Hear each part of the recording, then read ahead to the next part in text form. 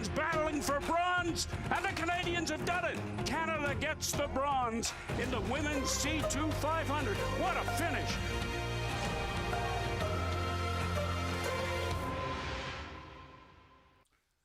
There's a look at Tokyo. The sky is cloudy, but the Olympic flame is bright. It's the last day of competition in Tokyo. Hello, hello, Sweet Nation. This is the last hour. My name is Brendan Dunlop. We're going to run you through one final hour of games at the Olympic Games in Tokyo 2020, which have been fantastic. Friday was pretty special. Saturday was too. Here's Vivek Jacob with the breakdown. Canada has created some great memories at Tokyo 2020, and clinching its 23rd medal is a sweet, sweet cherry on top. Competing in the women's C2 500-meter final, Laurence Vincent-Lepointe and Katie Vincent clinched a bronze medal in a first-of-its-kind event. The first ever final of the women's C2 500. The Canadians, Laurence Vincent-Lepointe and Katie Vincent, are in lane 6. The Canadians battling for bronze, and the Canadians have done it. The Canadians get the bronze medal. They are cheering in Trois-Rivières.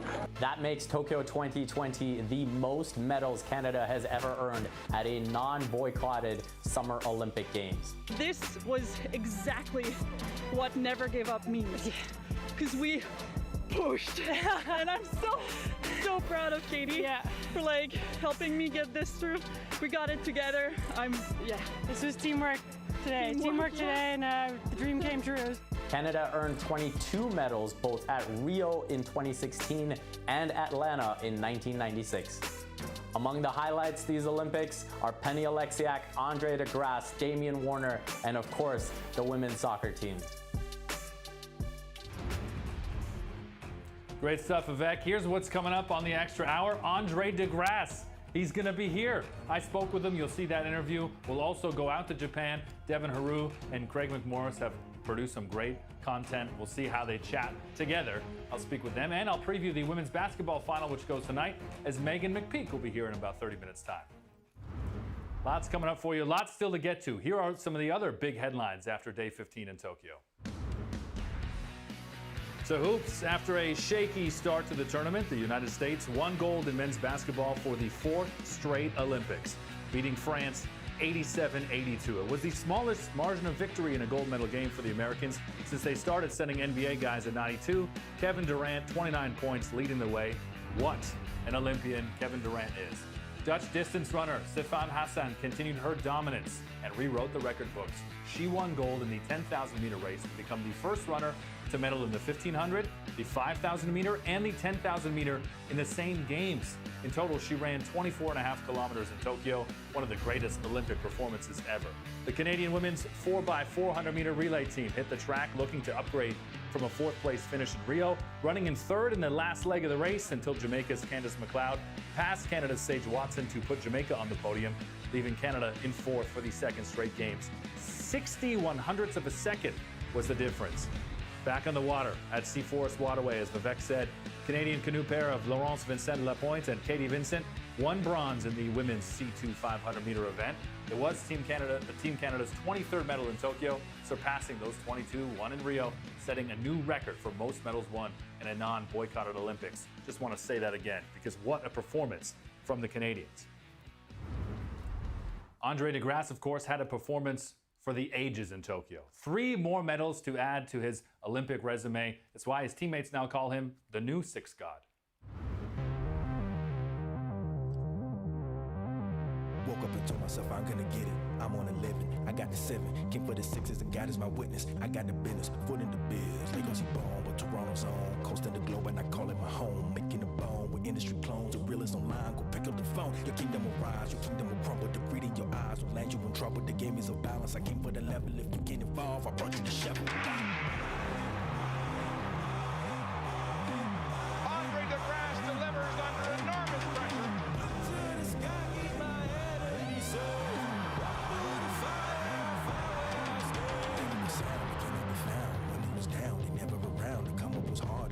Gentle, I carry these scars all on the mantle, the love of the fam, the love of the fans. I'm doing it all without an advance, as simple as math. I'm blazing a path, I'm coming in fast. I know it'll last. Maybe you grab it, maybe you Juno, top of my class. But I know you know, give me the gas, give me the kudos. Real on the dash, don't need the pseudo. I've proven that I could run fast under pressure. Now it's just about trying to upgrade those medals. I have no one to be scared of.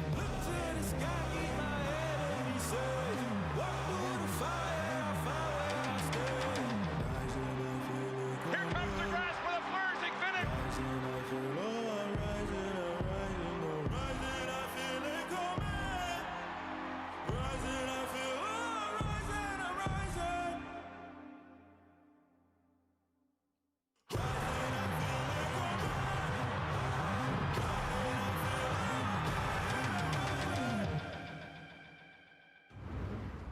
Joining me now on the Extra Hour, my pleasure to welcome in Andre de Grasse. Andre, how you doing? Hey, I'm good. How you doing? I'm doing very well. I'm doing very well. You got 3 new medals to come home with. I mean, podiums, man. Podiums really are your thing, eh? You can't go to an event without standing on the podium.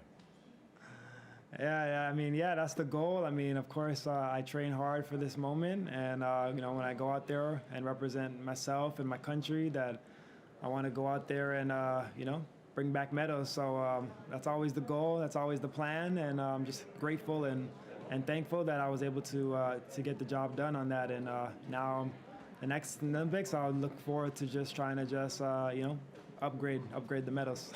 Well, looking forward to the next Olympics. You can also forecast that it will be a lot cooler. Should be a lot cooler in Paris. I don't know how you handled that heat, man. Yes, it was very hot. It was very hot. I mean, I had to run two first rounds in 40-degree weather with the humidity. I was burning up for sure. I had to have my sunscreen and everything, but yeah, I mean, luckily, fortunately, that the rest of the competitions was at nighttime, so it was a lot cooler, and I was able to just make sure I continue to just stay hydrated throughout the heat. In preparing for Tokyo, were you able to kind of replicate that heat? I know you spent a lot of time training in Florida. The humidity can be insane down there as well, but were you able to truly replicate what it would be like in that Tokyo stadium? Yeah, I thought I would, because I train in Florida, and Florida is really humid, really hot, but this was a next level type of heat. I mean, Florida is bad, but I was like, this is, I think it's still double. The competition that you had in Tokyo was also incredible to watch. You're the guy that people were chasing. So what was it like to just to see that you were able to achieve your goals against some very stiff and incredible competition in your sport? Yeah, it was great. Of course, you know, I'm very grateful. You know, I started off with the 100. I was able to win a bronze medal, but I know I could do better than that. So it was mixed emotions with that, because you know, when I watched the replay, my start just wasn't there. But I was super happy that I ran a personal best, and then to go into my next event, the 200 meters, I knew I was ready. I knew I was capable of winning gold. I felt good after my semifinal performance when I broke the national record, and I was like, my coach told me, you know, you're gonna break your national record again, so go for it. And I did, and I was just super happy that I was able to win my first gold medal there, and then, you know, to come back, you know, a couple nights later, and you know, get with the team, get with the boys. These guys have been my boys since 2014. We roomed together in the village at the Olympics, so we have that chemistry. So it was good to just you know, get with them and be able to come away with another bronze medal. So I was super happy. You know, proud of those guys for helping me, you know, accomplish that. It came through on screen. We could see how much it meant to you to compete with them and to be successful as a team. And also it came through how you weren't satisfied with the bronze medal in the 100. You know, that's proud of yourself, sure, to get on the podium, but that you wanted more, and you brought it out there in the 200. Everyone remembers your bromance with Usain Bolt from Rio. Was he in the text messages after your medal performances in Tokyo? Yeah, for sure. I mean, he sent me a congrats. Yeah, so many people I haven't even got back to yet, but a lot of blue checks definitely hit me up. But yeah, I mean, he definitely was proud of me. He sent me a message, and you know, he just told me to keep going, keep pushing, and you know, you have a chance to do something special, especially for the next Olympics around. So you've mentioned the next Olympics twice now. How long before you fully get into that training mode for Paris?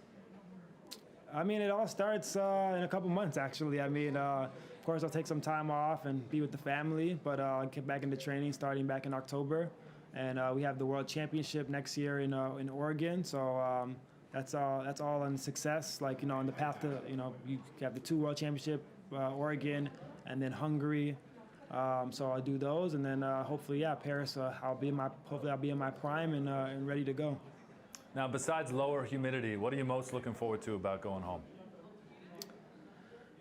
Just being with the family. I haven't seen them in 7 weeks. I haven't seen my kids. Yeah, my kids in like 7 weeks. My girlfriend. I miss all of them. So my mom is in Canada right now. So I'll definitely see if she want to come out there and see me with the kids, or maybe I'll head back to Canada after. Depending on what's going on there. I haven't, you know, been fully updated with what's going on in Canada, because every country has its own restrictions. But yeah, I mean, I'm just super grateful to go home and see them, and I'm excited to you know, get back and chill out with them and just lay on the couch for a few days. Well, Andre, I can tell you from the 6 that everybody's very happy to see you with 6 Olympic medals now. Congratulations on all your success in Tokyo. I appreciate it, man. Thank you so much.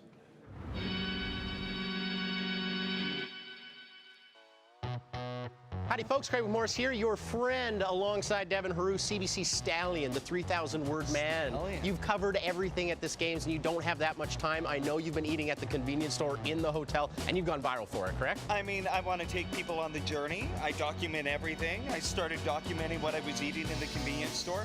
Boom, I'm big in Japan. Awesome. Let's go to the Conveni right now and compare, contrast what we come out with. Let's go. All right, Craig. Time to lay it all on the table. What'd you get? Picari sweat. Everybody gets thrown off about, I mean, who's Picari and where did this sweat come I don't know from? how much you can sweat like that. One of my favorite soloers of all time, J.P. Walker, one of the most famous, talented, one of the people I've looked up to the most. There's a video of him. He walks out of a convenience store in Japan, and everybody calls him the boss. So he goes, "This is my coffee. Boss coffee." I've been dying to try the salami. I don't know if I've been dying. Okay, let's be honest about that. Salami chips. We'll see how this goes. I mean, you gotta work to get it. Yeah. Maybe we'll try and burn some calories before you eat some. Oh yeah, that's salami. We're good? It's salami. We're good? I'm hot. Nice. Yeah. These are my absolute favorite things. Why? They taste great. Why? They're small, concise, and how you open this, how you eat this, right? Yeah. It looks like the seaweed is on the rice. Yeah. This is onigiri. Yeah. You rip this down the middle. Yeah. Boom. Oh. I don't like the plastic. It's all about convenience. 2, 3-step process right here. I'm like Guy Ferrari, about to go to Flavor Town. There you go. Are you? Oh, I've been waiting for this moment. Okay. This is a big moment. Yeah. Out of the hot box. Okay. Oh, wow. It's like a chicken karaage kind of, hey? Yeah, exactly. I mean, who needs a restaurant? Let me see. I'm a big chicken guy, so. Who needs a restaurant? Oh, that is so good. I've been told that the sweet red bean jelly is a bit of an adventure. So you're trying something on camera for the first time. This is for the first. You're gonna toss that with the pure sweat and a Boss coffee, and you got some rocket fuel. It's delightful. Is it wonderful? It's delightful. Oh, this day just keeps getting better. A dinner. Yep. A drink. Yep. This is what it's like to be at the Olympics. It's as good as it gets. It's true. It's true. We knew these Olympic Games would be different. I don't think either of those guys knew that these Olympic Games would be what they were, and they would shoot a great piece sampling all the varieties from 7-Eleven outside. But let's go to Tokyo now as Devin Haru is there. Devin 11, as we call you in these parts, my man. How are you? Do you have a new franchise yet? Are you coming home with a whole business plan or what? No, but I've got a gold medal. Unbelievable. This has been extraordinary. Brendan, good morning to you from Tokyo. Good morning to everyone across Canada. 21 days after first arriving here, way too much 7-Eleven food, 23 medals, thousands of tweets, thousands of words. This is it. It's been awesome. It's been awesome to just see your coverage and to read everything. Do you feel like you've been able to, soak everything in? Have you been able to? You must be dreaming about the Olympics, am I right? Are you getting any rest when your eyes are actually closed? No, there has been no rest. We can sleep when this thing ends, when they put out the cauldron tonight. I have been soaking it in. I also have gotten soaked because it is pouring out here. I understand a bit of a typhoon is going to be hitting Tokyo today. It seems fitting because these have been an incredible, different, wacky, bizarre games.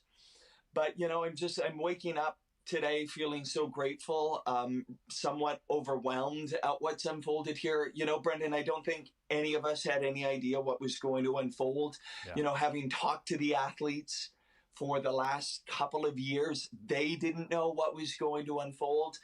But haven't we been reminded about the power of sport? And haven't we been reminded about what magic can happen when we come together? I've received so many notes from people who have said, you know, Devin, I was skeptical. Didn't know where I was going to be on wanting to watch these games.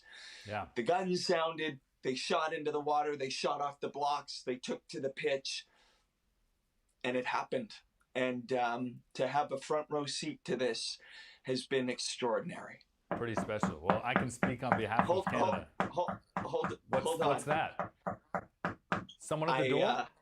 Yes, I have some company. Howdy, Canada. Look who it is. How are we? What, did you just come up from the 7-Eleven, Craig McMorris? Yeah, I went and did a run. Actually, I was honestly getting Devin's fan mail. That's right. Fan mail. Yes, you've got a lot of it. You've been talking about all the great messages, but you didn't say they actually came traditionally in the post. So can you open? Can we do an unboxing, a live unboxing here on the Extra Hour? Oh yeah. That's some serious parcel. That's expensive stuff. I can see the weight in that. Okay, but this is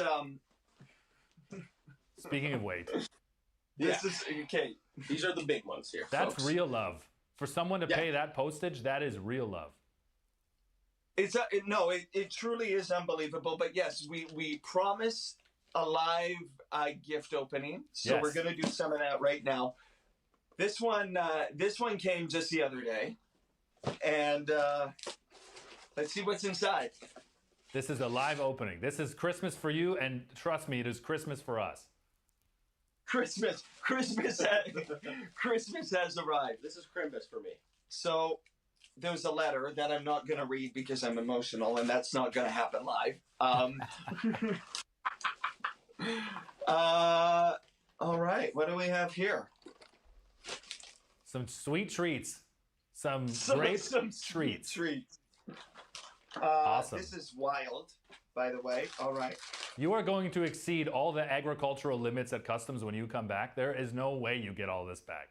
Well, I think this might be shared. This might be shared by the team here in Tokyo. Right. I was forced to get another suitcase. Oh, yeah. I can see that. Yeah. You're going to be paying a lot of overages. Okay, we got some popcorn-looking stuff. That's great. More sweet treats. We're just going to rapid fire here. That looks like something that Guy Fieri would approve. Let's put that one aside for Craig. Oh. We're going to Flavor Town, Brad. I can tell you that. I love Flavor Town. Hold on. Fresh dried peach from Fukushima. I mean, peach your heart out. Okay. That's definitely charged, that peach, for sure. Turbocharged. This last one here. It's not the last one, but no. I mean, it's going to be the last one for me because these are extremely delicate. What are those? I believe they're chocolates. I believe they're chocolate truffles. Why are they so delicate? Though? This one says hot and spicy. This is a mood for today, definitely. Ooh, okay. Hot and spicy, yeah, definitely. That also looks like I'm not sure what that logo is, but that would be a pretty cool tattoo if you're looking for some new ink. That might be an option. This is hilarious. I don't know what's in this one. Okay. Did you get the cookies and cream? There was a package delivered to our office for you, Devin, and I'm sorry, bro, but we opened it. What? Yeah, we opened it. The cookies and cream. On behalf of the Japanese consulate in Toronto, they sent. Now, mind you, they're well aware that you're over there, man. You're over there for another 3 weeks, right? You're covering the Paralympic Games. Well, we should talk about this. Thank you for that. Yes. This isn't over. I haven't even hit the midway part of the decathlon here. Yeah, don't cry because it's over. Smile because it happened and it's still going. But listen, don't be bringing up the Kawhi Leonard references. I know everyone was reminded of that Dr. Seuss book when Kawhi left. Yeah, we're gonna get to all that, boys, for sure. I'm happy that this conversation is still continuing after I admitted that we opened the care package, buddy. But it was like a double package. So when you find the cookies and cream, Don't share that with anybody. You deserve it. You've earned it. Keep that to yourself. Okay? Well, we're going to Those are leave it at top that for shelf the gift biscuits, unwrapping. man. Well, exactly. We'll leave it at that for the gift unwrapping. Do you still hold these? Yeah. Well, just put that out there. How nice is it to have an assistant? This has been wonderful. I mean, Craig has been great. Can you imagine two guys from Saskatchewan dressed in the red and white here in Tokyo? We've had a ball. We've had an absolute blast. We understand that a lot of people wish they could have been here, right? And Craig and I were both at the magical soccer game the other night, being completely objective in the press box. Of course. I didn't say one word. I wasn't sure. Actually, if you haven't checked it out yet, you have to check out Craig's piece on cbcsports.ca. We showed it yesterday on getting there. The marathon to get to Yokohama, buddy. I'm so glad you made it. It was touch and go for a bit. I'm going to be honest with you. There was a moment when I was like, "We're not going." I got very flustered, and it was only 30 seconds in that video, but it was 25 minutes of our lives. And me and cameraman John, it was very touch and go. John was great. Yeah. John was great. But can we ask you a question? Because we're living it, no fans in the stadium, navigating, getting to it. Yeah. But from your perspective, what did it look like? Because I was watching your tweets, the soccer game, and throughout all of this, what did it look like from your perspective? The soccer game was incredible. Well, you are responsible for me staying up later and later each and every night. Because just when I thought, you know what, I can wake up in the morning and catch this, there'd be a tweet. You were witnessing something epic. You were reeling me in. So you are responsible for CBC's record coverage, I would say. Overnight, the overnight numbers definitely are tied to your live tweeting, buddy. Because that was the pull-in for me, for sure. I've enjoyed consuming that. And much like you said off the top, there were so many concerns and serious conversations ahead of these games. And they were very close to not happening. And once the game started, the competition, the athletes on display, the level of competition in which we saw, not to mention the Canadian success, that was the hook for me. That was the pull-in. So these Olympic Games to cover have truly been a blessing, even from this side of the pond. Although I do wish that I had some of those 7-Eleven treats and some of those wonderful things that you've been. Well, apparently you have been enjoying treats, so that you've got that figured out.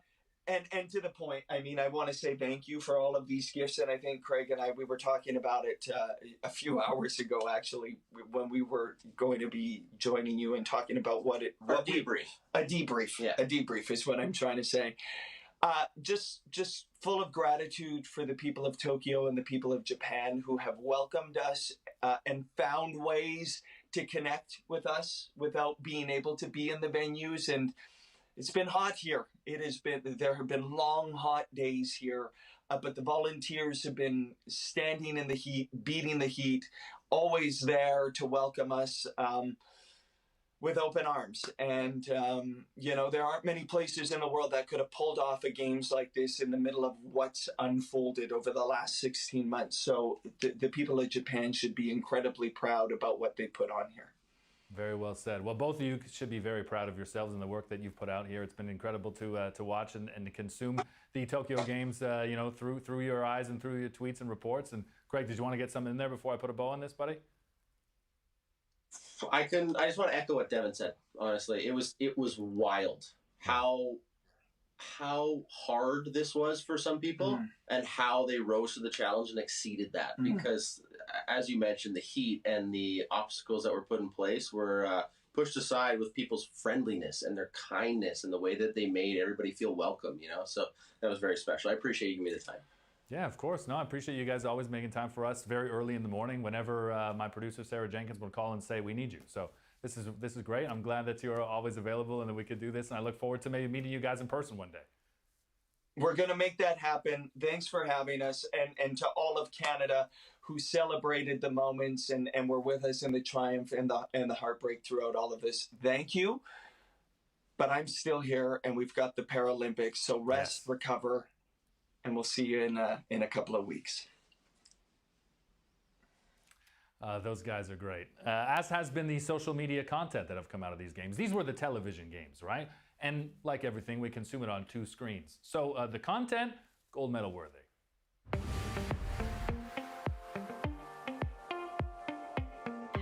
Fleming scores! Canada leads in the semi-final! This is the night for Canada! My favorite cheat meal. Cheesecake is kind of like my cheat meal.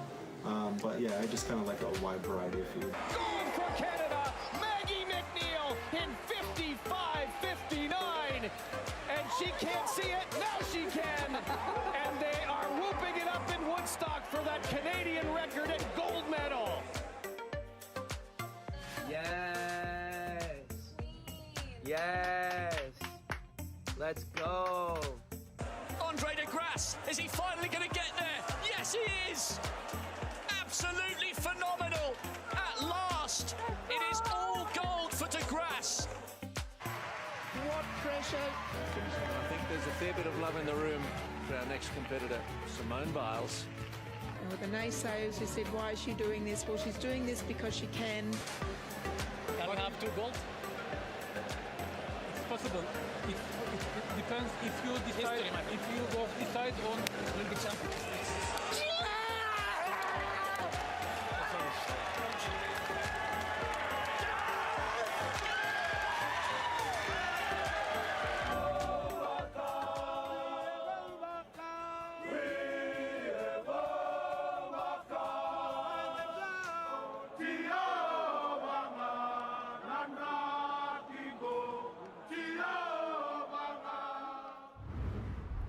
So much good content, and always a great conversation when we can go to Tokyo and speak with our Olympian Anastasia, who's had some great conversations in the RBC Spotlight, and every conversation I've had with you, Anastasia, has been amazing. So good morning to you again.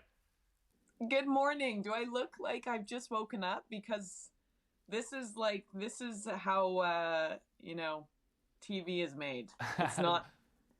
It's not all that sexy sometimes. Hey, this is the TV show that's not a TV show, and if people only knew, what TV was truly like, they might switch to another medium. So I'm glad that we're able to be here and make a little web content magic, because that's what this has been. I also realize that you must not be on the same floor as Devin Heroux, because he's having a party with Craig McMorris as they open up all of their fan mail. So you must have had at least a peaceful start to your morning. Yeah, no, they're not on the same floor. I wasn't invited to the party, but I also stopped working at like 1:30 a.m. So I don't think I could have gotten anyways. It's been, there have been some long hours, but they've also been fantastic days. I just can't believe that we're basically at the end. Like, this is my final morning here. I know. So how do you feel on the final day? You've spoken about how great this experience has been, some of the best days of your life. It's sad to see it come to an end, but what a great time it's been, right? Yeah, I mean, to see a good thing end is always sad, but like, I don't want to be Tony Robbins, like motivational or corny, but I'm just so grateful for how many things have happened in these 16 days and how many opportunities kids are going to have to dream to become the Christine Sinclairs, to become the Andre de Grasses, to become the Ellie Blacks.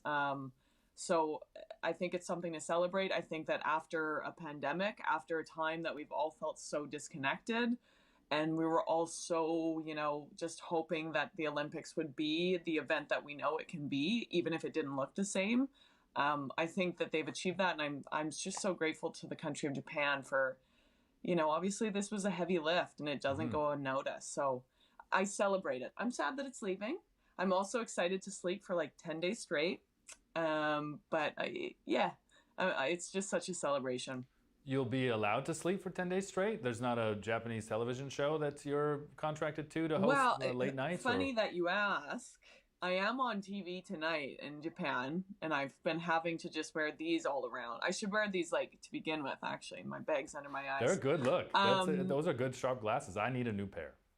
Thank you. It's a good look. Oh, yeah. No.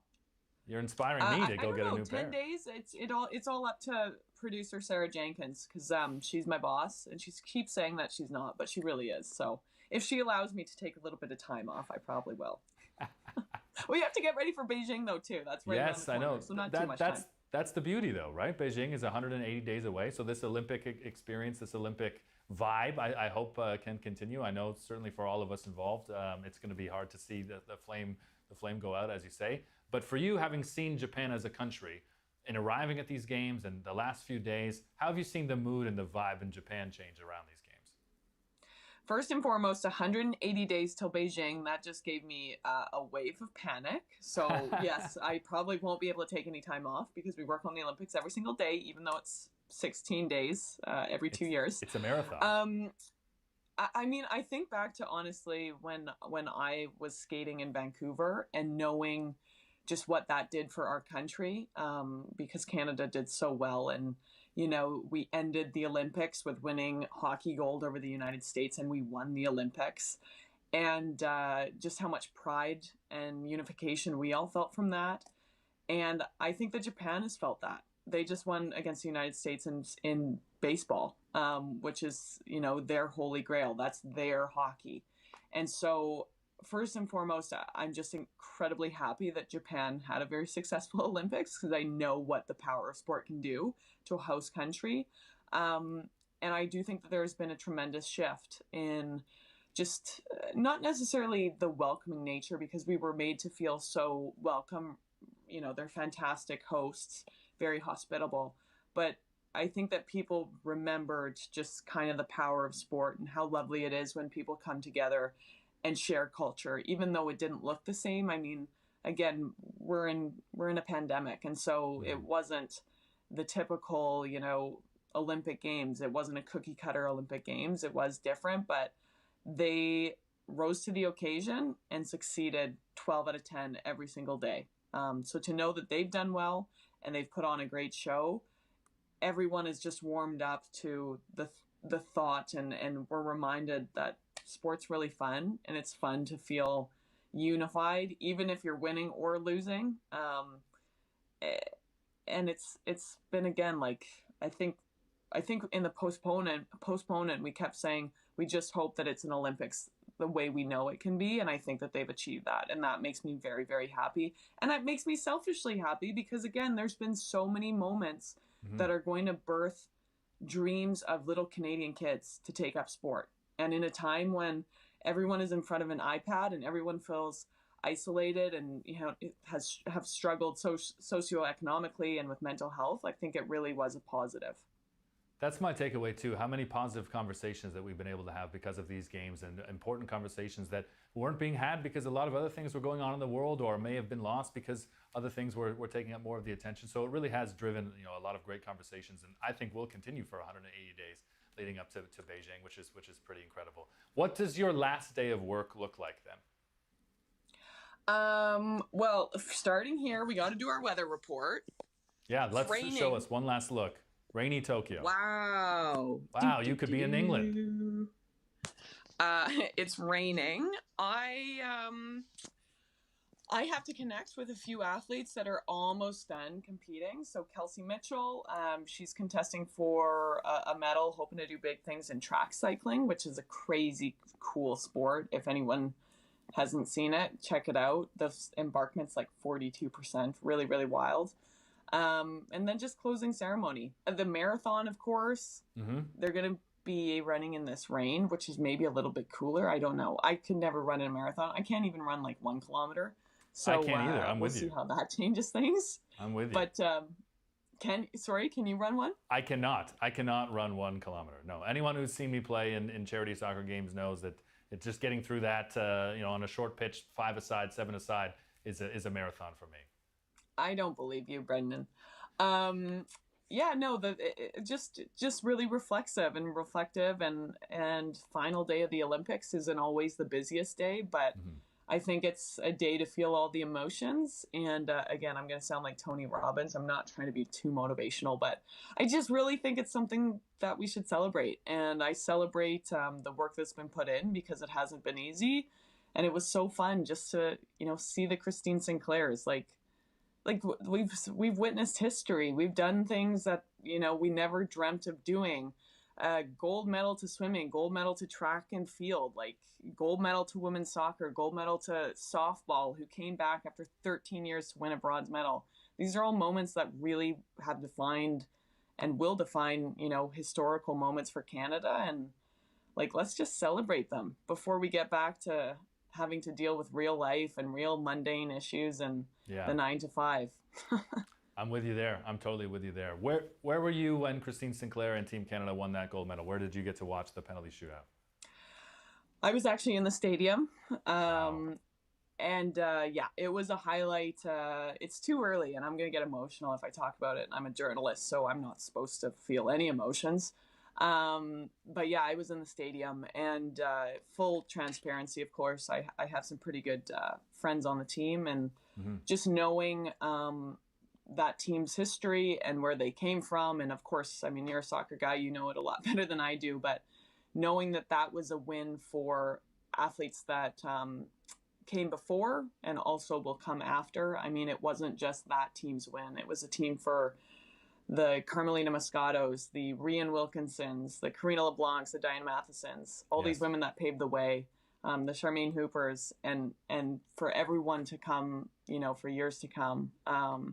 I just thought it was really, really an amazing thing. And to see how the world revolved or rallied around them.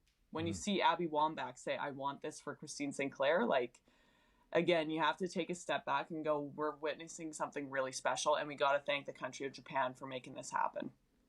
Yeah, greatness recognizes greatness in that instance, and as a country who's recognized Christine Sinclair's greatness for quite a few years, to see that image of Christine Sinclair with the gold medal and that whole team, very special for women's sport and for soccer in this country too. Anastasia. Well, Japan recognizes greatness too, yeah, and I'm do. famous, so also huge shout out to me. Huge shout out to me. Anastasia, this has been so great. Thank you so much. Enjoy your last day. It's been so great to chat with you. Thank you. I'm going back to bed. Cheers, buddy. Cheers. Anastasia Busis was there to watch the Canadian women's team win gold, and they are the latest focus of the Olympians.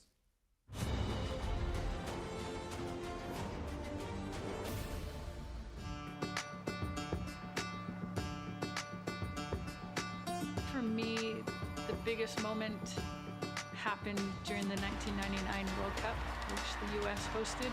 This is the single largest women's sporting event in the history of the world. I was 14 at the time.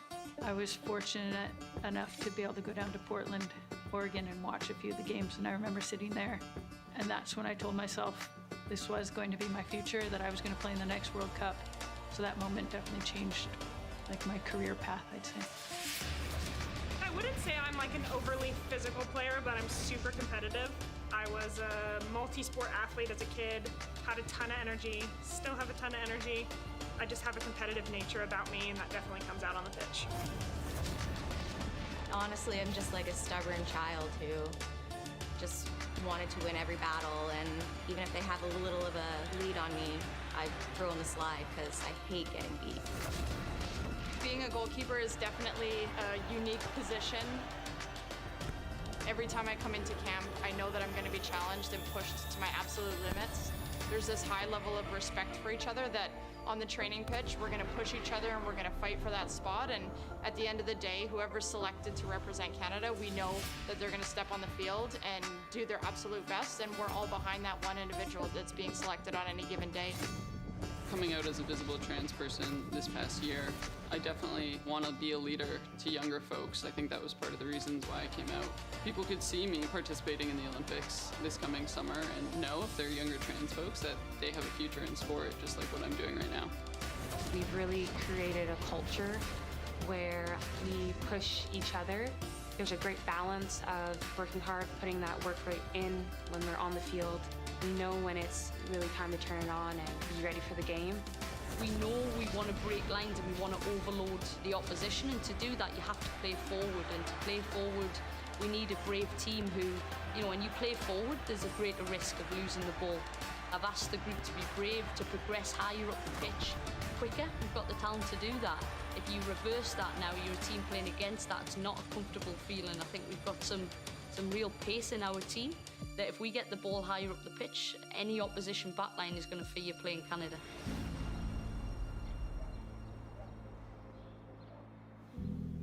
Dealing with isolation and quarantining and everything that's gone on in the past year really sucked for everyone. Couldn't find fields to play on. It took a level of commitment to just keep going and finding different ways I could train. I also started collecting foster dogs.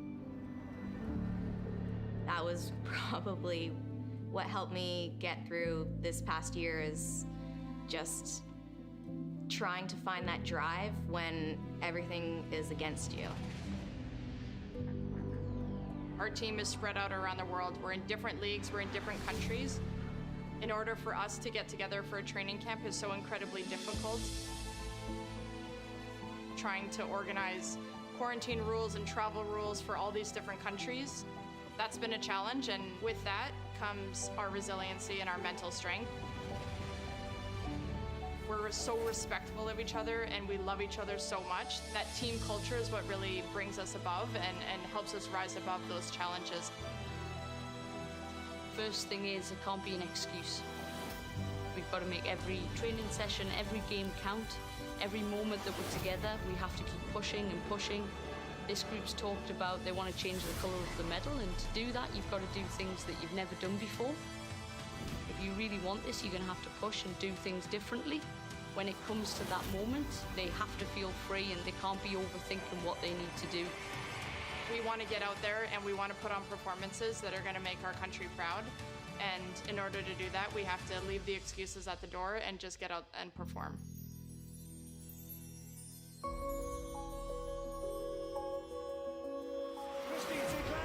It's 2 for Canada. Would you believe it? Captain Fantastic. We know what we're capable of. We've lost 2 semifinals in a row in the Olympics. For us, it's all about finding a way to win that game. I think about the Olympics every single day of my life. With Rio, it was my first Olympics and it was really exciting and I love that we achieved. I still have a lot of hunger for more. We're a tiny group and we have a core group of leaders that know what it takes to win. If we're not consistent in this Olympic bid, then we're not going to go far. This team needs to be the most resilient and adaptable team. As long as we come together and continue to be resilient in those challenging times and adapt to whatever is thrown at us, that's when we're going to be successful. Nobody hands you a medal. You have to work hard to achieve any medal. 2012, 2016, both have different stories. The story of 2021 will be really unique. To get a medal in that circumstance is going to be really, really special.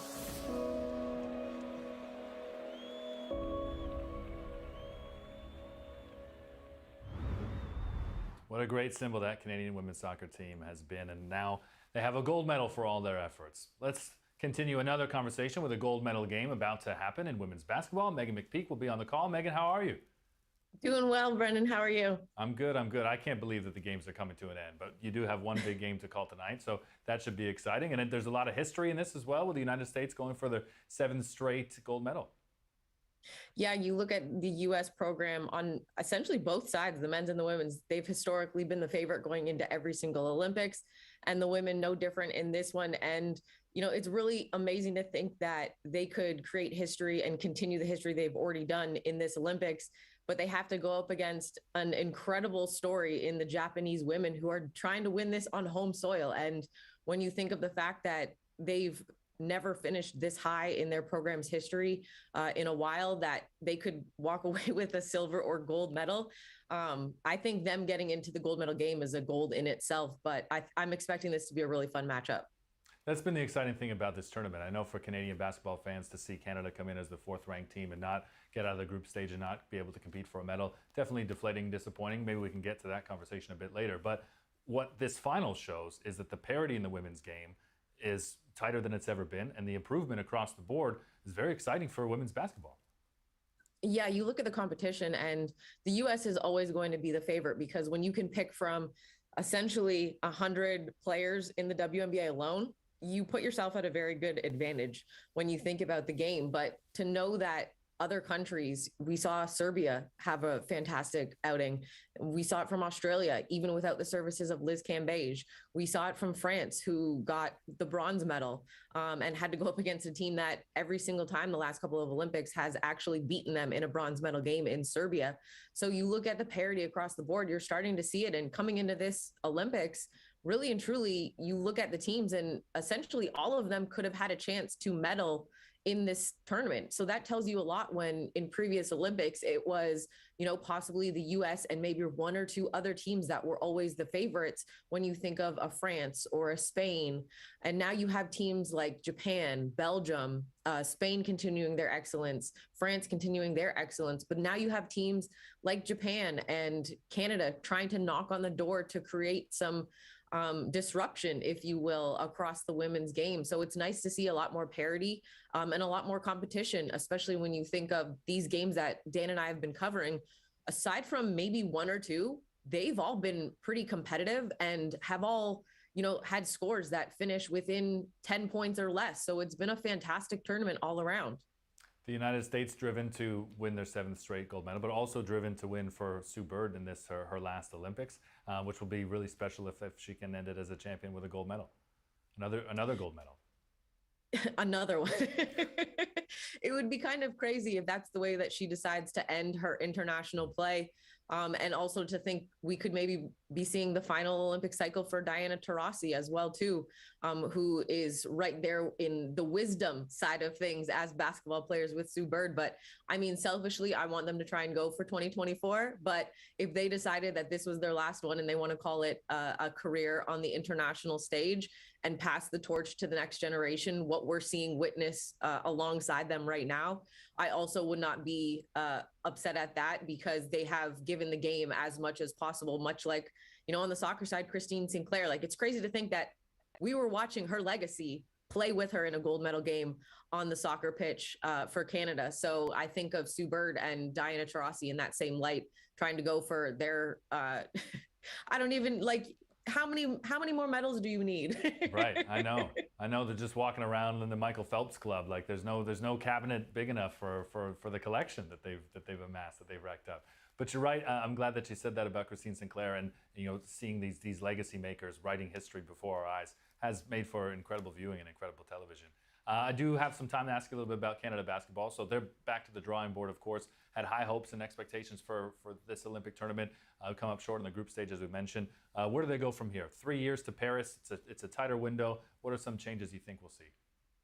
I think the biggest one that they need to do is find a true point guard. I think the injury, the back injury that Mia-Marie Langlois suffered and had to decide that she was going to retire from the game of basketball at a very young age. No player wants to have to walk away due to an injury when it's not their time in their mind. It's different when your body is kind of breaking down and it's time to do it after 10, 15 years of a career. But she's still very young, and to have to make that decision is not an easy decision. So all the power to her for making it, and the respect to her as a basketball player. I can't imagine the decision and what she went through to have to make that. But I think that is going to be one of the biggest areas that they need to look for, is a true point guard. And that's what she brought. She was not a score first point guard. She was a distributor. She got things done. She calmed the offense when things got a little out of hand. And I thought that they were missing that a bit in this tournament. And as well, too, I think they need to look for a true center. I think having size will also benefit them a lot more. They had some size in this tournament. You think of Kayla Alexander or Miranda Im, and I just needed them to have a little bit more. I think size and a true point guard were really two crutches that affected them greatly in this tournament. When you think of going up against a team like Serbia, who has multiple bigs and a fantastic duo at the point. And then you have a team like Spain, exact same situation. And had they continue on and ran into a juggernaut in the US in a semifinal or quarterfinal matchup, again, they would have ran into size. So I definitely think that that's two areas they can look to. And I think, maybe trying to shake things up and change up the offensive system that you're running could also do them some justice and some benefits to what they're doing. And as well, 3-point shooting. That was a huge misstep that they did not have in this tournament. And we saw it from all the teams. 3-point shooting was at a premium in games that were won.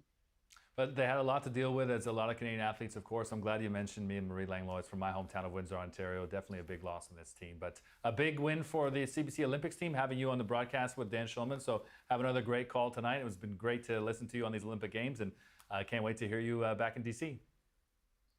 Appreciate it. Thank you so much, Brendan.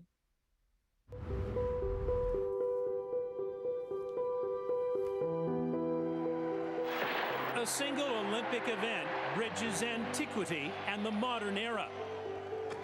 It is the ultimate race against the relentless march of time. From its beginnings and the appearance of a farmer who became a national hero, to the emergence of a barefoot soldier who journeyed the streets of Rome. Every runner of this race has embraced pain, suffering, and most of all, resolve.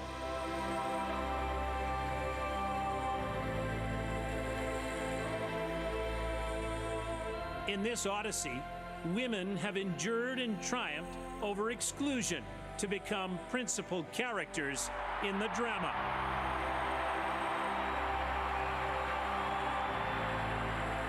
Those once subjugated have been liberated. Many have relied on will to continue in spite of devastating circumstance. The sternest of all tests of endurance for any athlete.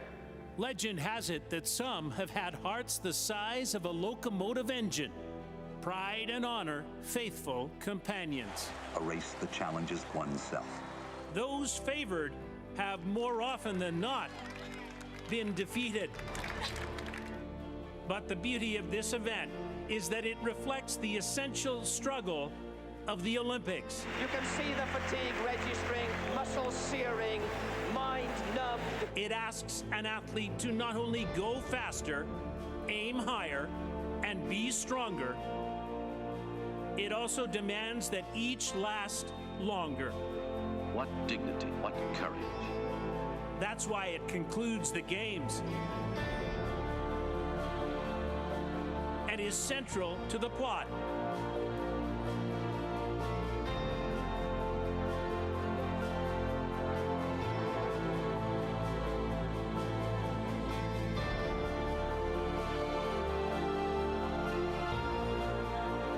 The marathon is the singular obsession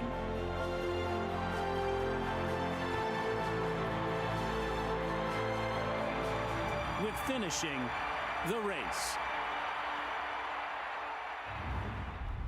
The marathon, such a historic event. Great piece there by Scott Russell. Let's show you what you can watch on the last day of competition in Tokyo 2020, beginning with the marathon.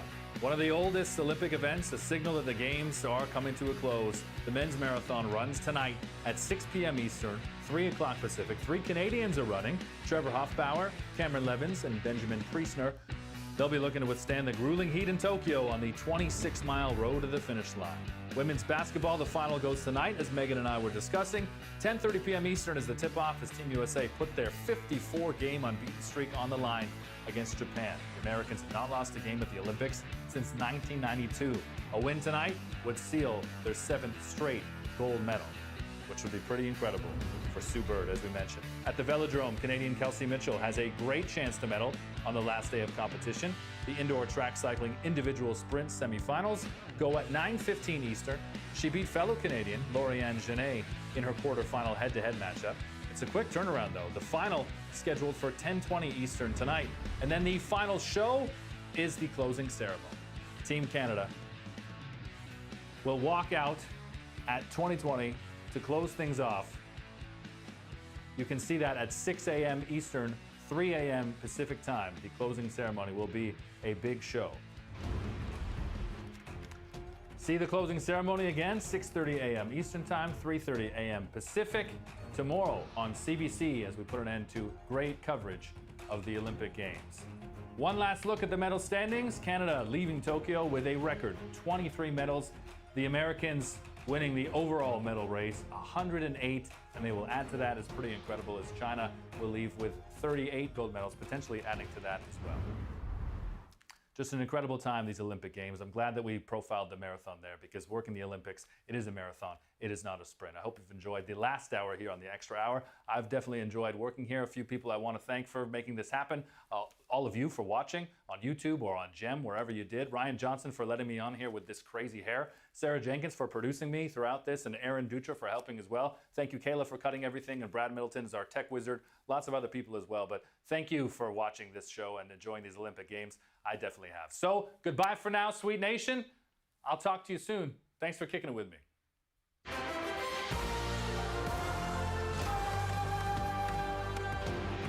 The Canadians battling for bronze, and the Canadians have done it. Canada gets the bronze in the women's C2 500. What a finish.